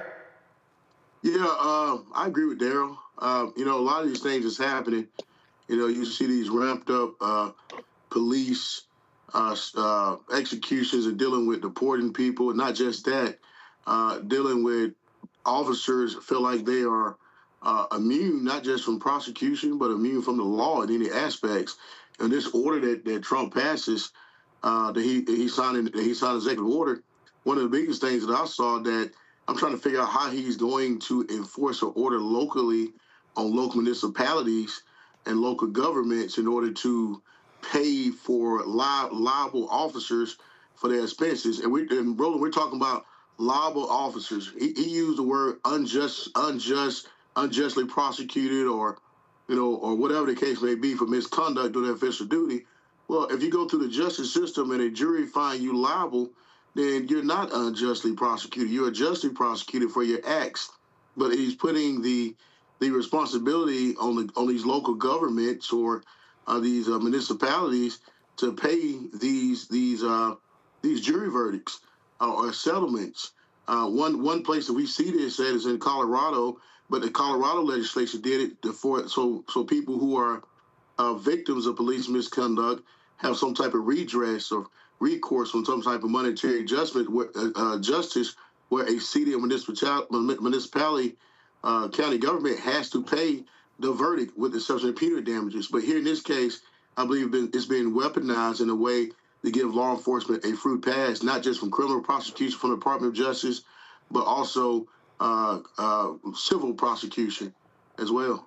I mean, he's saying right here, Daryl, that I am directing the Attorney General to create a mechanism for legal resources to go to cops. Go to my iPad. It says it right here, to provide legal resources and indemnification to law enforcement officers who unjustly incur expenses and liabilities for actions taken during the performance of their official duties to enforce the law.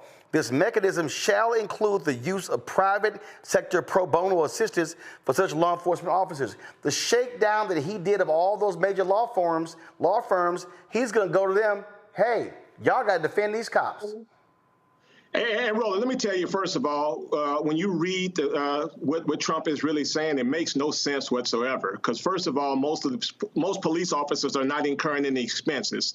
Most of them are being represented by the municipalities. So I really don't know what he's talking about from that end. But one of the things that's going to be really dangerous is now he's calling on a lot of these private firms that are going to come in and assist these police officers. That's the problem that we're going to be faced with right now. But, we look at what Trump is putting into law right now, Roland. It goes a little further. The state of Texas now, what they're saying is police officers are not going to be criminally liable for acts that happen while they're in the course of their duty. That's very dangerous because what that is saying is that we have said all along that when Amber Geiger killed Botham Jean, she was on duty.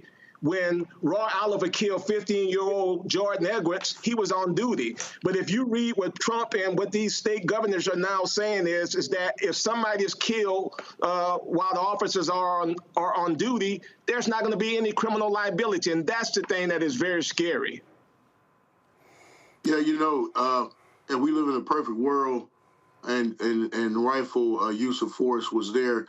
But unfortunately, we don't live in a perfect world. And the people that's on the other end of these unlawful shooting, killings, and brutality is people of color. So when you hear these type of things and you giving these hall passes to basically, like Daryl said, if you kill somebody on duty, then there's no redress, there's no criminal prosecution to go for. That emboldens an already emboldened officer. I worked in law enforcement for a short period of time, and one thing I don't recall doing to have a psychological test. Thank God that I wasn't one who's had issues, but I saw officers who had major issues. So if you give them the ability to evade some type of criminal prosecution, you've given them a key to all doors of injustice. The bottom line is this, and Daryl hit the nail on the head. This thing has been eroded for years. When I say this eroded, the protections, the federal government, you got to think about it. In the 60s, the Department of Justice, the government was the one who would come in to ensure rights are protected. At this day and time, you got civil rights attorneys who work for the Department of Justice, and I know some of them. I probably know they have no idea what to do here, what to say, and they're being utilized in a manner that's inconsistent with oath they have taken, and it's a very sad day. No, and Harry, just to echo something that you're saying right now, when you look at some of the other things that Trump is doing, we have looked at consent decrees that the Department of Justice have worked on so very hard to try to get a lot of these police departments in line to make sure that they're doing certain things that not going to put people in. and harm. And what Trump is now saying is all these consent decrees that are now in existence, basically, they're no longer going to be any good. So again, this guy is coming along and he's basically empowering police officers, Roland, and it's very scary. I mean, I'll be honest with you, because all these police officers have to do now is be on a dark road one evening and say that this individual was trying to harm me and I had to use deadly force. And there's nothing that you can do about it. And I think people ought to be afraid. We've said this years ago that people should have major concerns, but what's going on right now today, people should be worried. People should be concerned. Yeah, they absolutely should. And I just don't, I think one of the reasons why we wanted to give this much attention, because we've covered a lot of these stories. We've covered these cases. And a lot of times when local DAs did not do their job, lawyers like yourself will be able to say, hey, we're going to call on the Department of Justice Civil Rights Division to investigate this, to pursue hate crimes indictments. Donald Trump and Pam Bondi is saying, hey, y'all can lose our number. We ain't talking to none of y'all. Yeah, yeah, but you know, Roland, the wind may blow, but the tree gonna still stand. Midterm elections are coming, and another election is coming. So I hope the people realize and see what's happening, all the things that's happening across the nation. The federal employees who voted for Trump find themselves in the unemployment line, if there's any employment line remaining. And at the same time, we have to keep in mind that everything Donald Trump said he was going to do, he did it. Absolutely. And Harry, one of the things I know you and I talk about this all the time, and Roland, we know that things are bad right now, but you have attorneys like myself, Harry Daniels, Ben Crump, attorneys who are fighting these cases.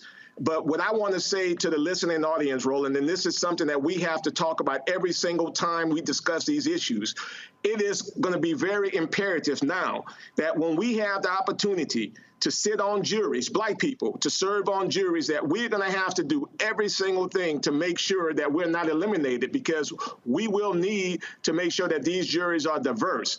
Because right now, Roland, in some of these little small cities, these cases that you really don't hear much about, these people, Black people, are not given a chance. And we have to really change that narrative. So we know right now Trump is against us. We know that the Department of Justice is against us. So it is very imperative on us to stick together and try to figure out a way to make change to this judicial system, because we are going to need it. Yeah, absolutely going to need it. Hey, Roland, think about this. A felon represents the Department of Justice. He's over the Department of Justice. That's scary. That's what we in right now. Well, felon convictions run the Department of Justice. Well, you have that. That's the oxymoron I've ever heard of one. And then you got Attorney General who spends more time on Fox News than she does at the Department of Justice. Yeah. Let me just exactly. So, but Roland, we need to pay attention to this. We posted, I know Harry talks about it all the time. We're going to talk about it in Chicago at the National Bar Convention. Yep. But Roland, people need to pay attention to what's going on. I know there are a lot of other issues that are going on in the communities, but what you are talking about today is so very important. Because if they continue to pass these laws, I know they have one similar in Louisiana right now. Texas is about to pass a new law as well. If this continues, Roland, at the pace that is going on right now, as hard as we working, there would be no need for civil rights attorneys when it comes to police brutality, because our hands are going to be tied. We have fought for, we have fought for justice for so very long, to only see Donald Trump come in and take all the progress that we've tried to make, and he's putting us back years back. Indeed. All right, gentlemen, Daryl Washington, Harry Daniels, that's really appreciated. Thanks a lot. All right, thank you. Have a good night, man. Folks, when you start looking at, so here we are 100 days. And I don't give a damn about the 100 days, because, hell, the 99th day ain't no different from the 101st day. This stuff harkens back to FDR, talking about what he was going to do in the first 100 days. So the media runs with this constantly in terms of this 100 days, what has the president done? The fact of the matter is, what we are seeing here is a consistent attack on black people. It's an attack on black people. It's an attack on human rights. It's an attack on regular, ordinary people. Adam Sir of The Atlantic, when he talked about cruelty is the point, that's exactly what it is. It is about cruelty. It is how they treat people. And what you're seeing, and here's what's crazy, Mustafa. When you think back, look at all of these other countries that have beat back fascism. You just saw the Canadians pick the head of the Liberal Party versus the Conservatives. We've seen this in France. We've seen it in Germany, on and on and on. It's only one country that chose fascism, America.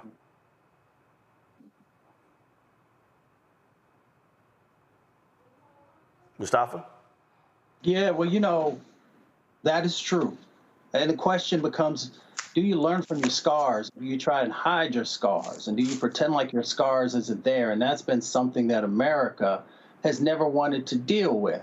And because it has never wanted to deal with the sins of the past and the present, it continues to create these opportunities for those who fit the narrative to take office and to lead. So that's what we find in this particular moment. And then turning over power. My grandmother always says, and folks have heard me say this before, when you know better, do better. I continue to wonder when America is actually going to do better consistently, right? So, you have a President Obama, and then you find the pushback that happens with that. Then you'll take another step forward, and then you'll have somebody comes in that pushes you 3 steps back. America has to finally make a decision about, does it want to be a 21st century America or does it want to be a 19th century America? Because in the policies that have been put forward and the sets of actions around erasure and everything else looks a lot like, the 1860s and 1870s. People often want, talk about, the things that happened during Jim Crowism. Well, yes, because that's what we're seeing play out right before our eyes now. So, as the brother just said just a second ago, we've got the midterms coming up, and then you've got the elections in 2028. But there's a lot of damage and a lot of bad that can happen before those particular moments happen. And that's why we've got to come together as community and protect and uplift each other. Absolutely. Joe? Yeah, this is, everything's harder now. The civil rights fight is never easy to begin with, but it becomes more difficult. And even I see in juries, and potential juries, less sensitivity. I see juries potentially sometimes being a little bit more sympathetic or more indifferent when there is a Trump-like boss or a sexual harasser, or those types of things. Juries trying to be less sensitive when your client didn't lose their job, but they were on leave for a year to a year and a half. So it tries to change a lot of things in terms of how we approach cases, and we do have to read the room in terms of what it is that we're doing. But that being said, the fight is still the fight, and it wasn't taken on because it's easy. And even if it gets harder, it's still worthwhile. I'm reminded of my aunt, Josie Johnson, who is a civil rights leader who did things with Walter Mondale and Hubert Humphrey in the 50s and all of these other things. She always will tell us, well, darling, just stay optimistic, et cetera, because they saw people lynched. They saw things happen. And so they would never give up their optimism despite the difficulty. And in fact, because of the difficulty. So we have to stay in the game. Whatever's happening, it is serious. These brothers that just talked about it are underscoring how difficult what we're doing is now and how much harder it's getting because of what Donald Trump is doing. And all that is true. And yet, as he said, the wind blows, but the tree's still going to stand. So we got to stay in there, but we got to be aware. Don't walk in the street and get hit by a car. Listen, you're walking in the street and the car's going 5 miles an hour. You're going to get hit if you're not cognizant of it. The car could be going faster, but if you know it's coming, you have a chance to get out of the way. So let's do what it is that we have to do and stay optimistic. Well, I just want people to understand that what's going on here is real. It's real. And it cannot be overlooked. The last thing here, folks, the Alabama Bar Association has honored longtime civil rights attorney Fred Gray with a statue outside of their bar association. This was 5 days ago. This is what the statue looks like here. Alabama State posted these photos here. This is the unveiling of the statue. You see Fred Gray there on the far right with his wife as the unveiling of the statue takes place. Of course, Fred Gray, legendary attorney. He, of course, Dr. King's attorney, Rosa Parks, and so many others. This is a man truly fighting for freedom. You remember in Montgomery, they named the street after him. They took the name down of a Confederate person. And the state of Alabama was a little pissed off. They fined the city, but folks stepped up and paid that particular fine. So that street's named after him. But this statue. And so next time I go to Montgomery, I'll be sure to get a photo of that. I'm always about documenting, again, our statues. We've been inundated with Confederate statues all across this country. So it's great to be able to see things along those lines. So congratulations to Attorney Fred Gray. That's it for us. Joe, Larry, Mustafa, I appreciate y'all being on today's show. Thank you so very much. Folks, don't forget, stuff that we cover here, you aren't seeing other places. You aren't seeing black-owned media cover these things. And so it's critically important for you to support the work that we do. Of course, we don't do a subscription here. That was by design. I knew a lot of people could not pay a monthly subscription fee of $7, $8, $9, $10. So we purposely kept this show free.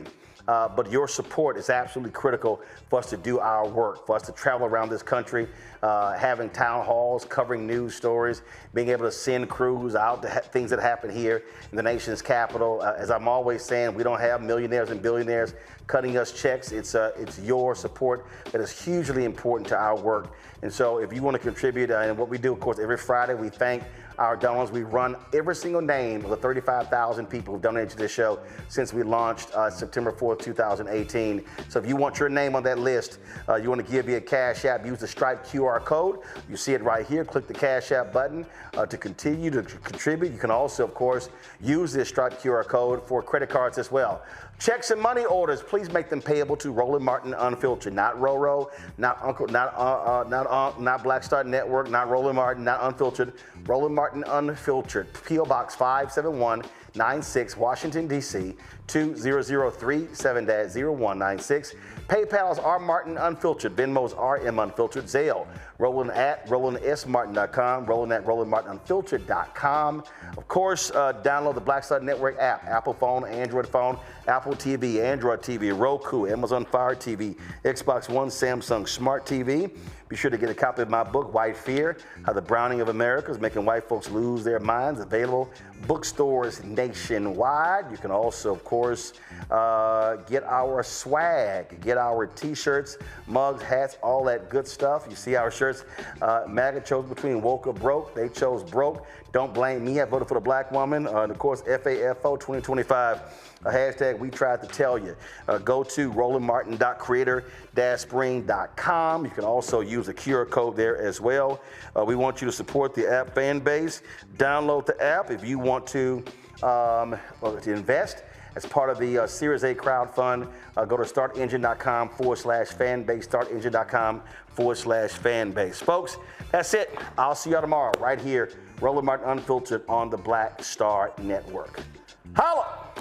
Black Star Network is here. Oh, no punch! I'm real revolutionary right now. Thank you for being the voice of Black America. All momentum we have now, we have to keep this going. The video looks phenomenal. See, there's a difference between Black Star Network and black-owned media and something like CNN. You can't be black-owned media and be scared. It's time to be smart. Bring your eyeballs home. You dig?